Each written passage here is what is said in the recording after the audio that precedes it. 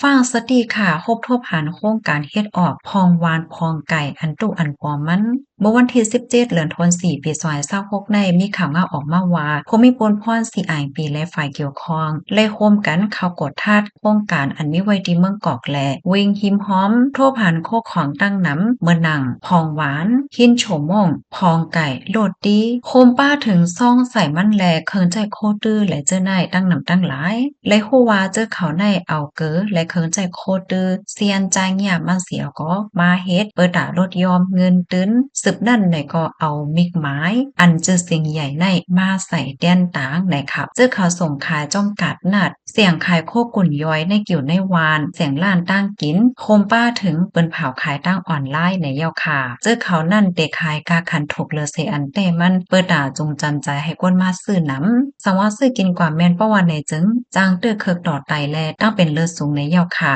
โลกไล่แห่กังสอนเจ้าหนังว่าเฮาคาหันเปิ้นขายกาขันมันถูกแห้งนะอาลาให้เฮาคาทางเทิมไว้ก่อนในเลิกซื้อเสียงล้านที่อันเฮาคายุ่มยำตั้งใจไล่นั่นอย่าไปหันถึงโคของกาขันถูกเสียซื้อเสียคำย้อนก็เปว่าเลยเสว่าเสียเงินเย้ายังจังเตื้อเคิกต่อพาอยู่ดีเฮาคาข้าวยาวในออนางเฮอพี่น้องค่ะซัมบ่ได้จังไรฮับผู้แลฟ้าสติกันนั่นแค่นรอจอยกันสืบเปิ้นแพ่แช่กว่าเสกำ